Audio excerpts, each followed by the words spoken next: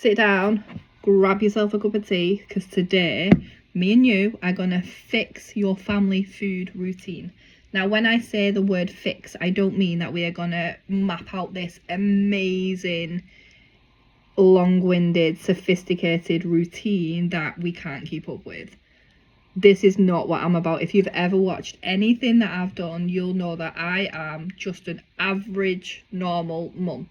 Because I see a lot of things on social media and on Instagram and TikTok that looks amazing, but I just think, how am I meant to keep up with that? So I am going to show you how I do it whilst I'm tackling motherhood, whilst I'm tackling the laundry pile, and the fact that I seem to clean every single minute of my day when my time is free, yet my house never looks tidy. What's all that about? I am going to show you how I do it with two children who aren't always open to eating certain foods, how I do it when there's 4 of us in the house and we all have completely different tastes. Because I was in this space not too long ago, a couple of years ago. I found myself 10 stone overweight and really struggling because I knew what to do when it came to food. Like, I am a professional chef. This was my job for a very long time. But give me a child and say you now have to feed them. I wasn't used to putting food on the table for somebody else who was like a particularly fussy eater. You know, I cooked for people in restaurants who would order the food that they wanted and I would cook it. So this was really challenging for me. My eating pattern, my husband's eating pattern, and then my child's eating pattern were completely different. So after lots on lots of struggle and pain, I've come up with the Seasoned Mum method. Now, this is completely free. I'm not here to sell you anything. I am going to show you my eating routine so that it can help you with yours. So the first thing I did when I was really struggling, like I literally had a meltdown and sat down with a pen and paper at my kitchen table because I was like, this can't continue. I cannot continue. I was living off Chinese takeaways at the time. I was like, this cannot continue because it was just not healthy. And I was cooking one thing for my son, one thing for my husband, and me and my husband were going to takeaway a lot because the food overwhelm was so much.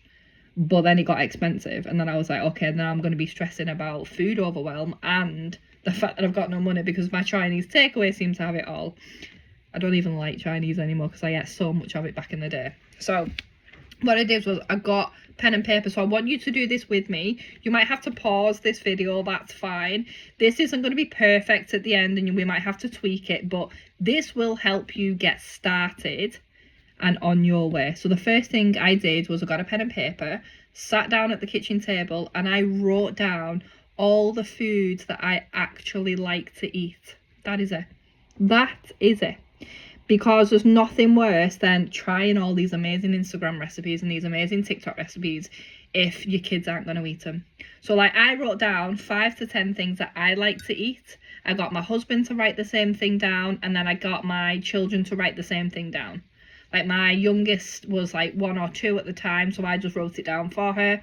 I just said to her, what do you like eating? And of course the children put things down like pizza, chicken nuggets, chips. That was okay. Literally, I don't care as long as you're eating something, because we can make healthier versions of them at home, and obviously I can show you how to do that. So then if we all wrote 10 things down, that was 40 things. Obviously there's only like 31 days in a month, so that was a whole month's worth of food without me having to think about it. I then combined that list and stuck it on my fridge, and that became our staple food. So whenever I had to sit down and write a meal plan for the week, I'd be like, right, first thing I'm going to look at is that bloody list, because I'm going to pick at least 4 or 5 things off that list that I know those kids will definitely eat. And that's what we did. And the second thing I did, which is probably the most important thing and the one that people miss the most of, is I had a look at my schedule. Now, as a mum, I have to be somewhat organised, but I've also got ADHD. So my organisation skills look very different to like the average humans. And I really struggle keeping on top of general things. Like if I don't write it down, it goes out my brain. And I think it's just because as mums, we're trying to store so much information in our brain. Like think about it, you've got your work tasks, you've got your husband and whatever, you know, if he's got appointments and things like that. Things that he asks you to remember. You've got your children's school. My kids' school messages me 3 and 4 times a day.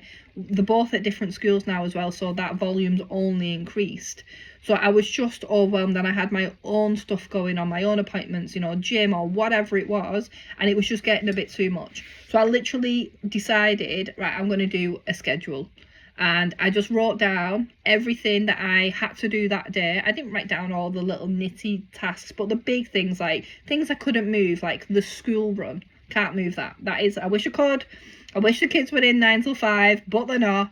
I mean, whoever invented the mum's working day and a kid's school day is beyond me. But why don't those align? Why don't those align? But I wrote down all the big things that I couldn't move. Because what that did then was little things like on an evening, I knew that I did the school run 3 o'clock. And I know that on the evenings where my children have a sporting event, we're quite active in our family and I can't say no. So we're out pretty much every night of the week, whether it's football, rugby, cricket, kickboxing, whatever it is, we are out with one of the children. So I then knew, actually, I come in from school run at 3 o'clock. I have until about 5 o'clock to get 2 hours to get dinner out on the table. That then told me that I have a 2-hour slot before I have to be out. Now, what did I actually want to get done in those 2 hours? In those 2 hours, I needed homework to be done. Because if I try and ask them to do it when we come home from school, from the kickboxing or the sporting events, they ain't going to want to do it because they're going to be so tired. So I needed them changed and into whatever sporting gear we were going out for. I needed tea, obviously done, on, cooked, table, fed. And I wanted the dishes doing, because again, there's nothing worse than coming home at 8, 9 o'clock at night when you've been stood outside for 3 hours watching your kid kick a football around, to come home and have to then clean everywhere. Like, it's not for me. So that's what we did. That opened up how much time I have. So then with that information, I can be like, right, okay, so on a Monday night, I have 2 hours, which means that I have, you know, I can do a 20-minute meal in there. So it takes me 20 minutes to make it, cook it, get it on the table, say about 15, 20 minutes to eat it. Got about half an hour then for dinner. We've got about 20 minutes to tidy up, and then we've got the rest of the time allocated for homework or getting ready or whatever it may be. But it literally gave me the time, because on the time where, you know, the days where I got home and I was like, oh my God, I might only have an hour, then I wasn't going to do a 20-minute respite. Even though 20 minutes doesn't seem like a lot, I just didn't have time. So on those days, I would probably do something like put a slow cooker meal in the morning or in the afternoon, depending on where I was, so that when I come home, I could just serve it. It takes no time at all. 5 minutes to get it on a plate and get it into the kids' bellies before we have to be out again. And those 2 things alone is what stopped me from being so overwhelmed with food that I started to then be able to deep dive and do better things. Now, I do have other things coming, so keep an eye on this account. If you like this video, please subscribe, because in the next video, I'm going to be showing you how I took it one step deeper, how I then managed to create a plan that works entirely for our family, both in terms of time, but also in terms of fussy eaters and money. So thank you for watching. I'll see you soon.